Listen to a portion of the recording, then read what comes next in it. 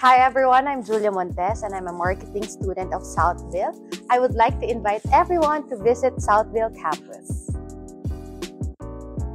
I chose business kasi ang dream ko talaga magkaroon ng own restaurant.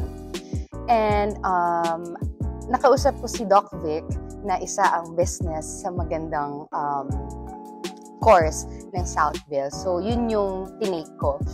And siguro isa yon sa naging decision ko because gusto ko talagang magkaroon ng idea where to start, how to put up, or magkaroon ka lang ng parang jump start kung paano mag-open ng business. And for me, ito na yung naging idea ko na kailangan kong mag-aral para malaman ko kung paano mag-put up ng isang business at para ma-reach ko rin yung dream ko. Hindi lang na mag-open ng business, kundi para makapagtapos din ng pag-aaral ko.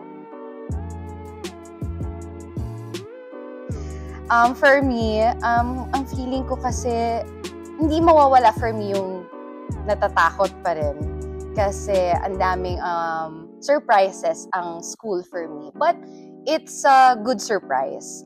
Every time it's a learning experience. It's not predictable, and in our line of work, lagi siyang scripted and you know the flow, technically speaking.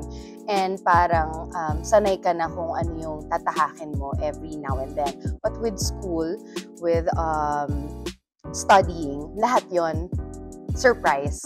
But it's really a good surprise, and it's parang masasabi ko food for the soul kasi nga you're really parang nagbibigay ka ng lesson para sa sarili mo to take on in the future. Favorite, siguro ang hirap mamili. Mahirap mamili ng favorite subject kasi every experience ko is really a learning experience. And for keeps, kasi lahat ng prof ko sobrang patient.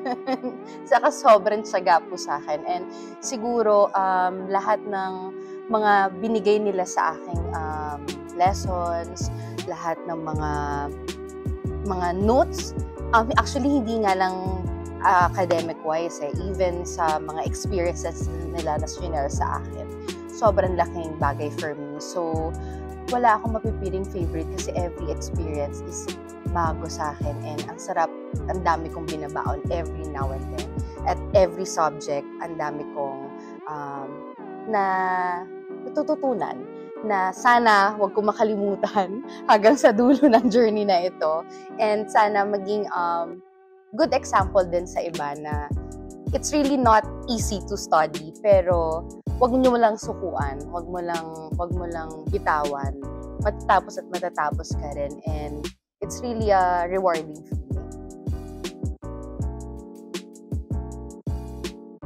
My message siguro sa lahat ng gustong mag-aral, that's good.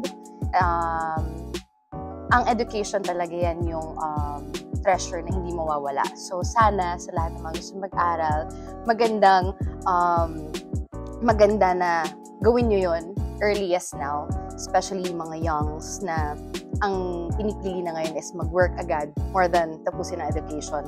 In my experience, nagkaroon ako ng opportunity na magkaroon ng work.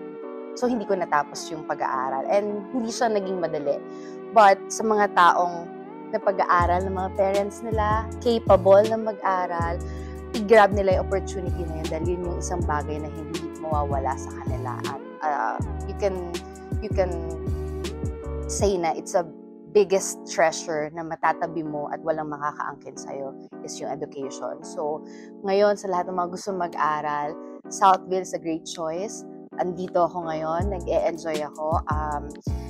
Sila ang part ng journey ko para tapusin ang dream ko at mga i-achieve ko pa na dream. So, sa mga dreams nyo rin, Southville is the key.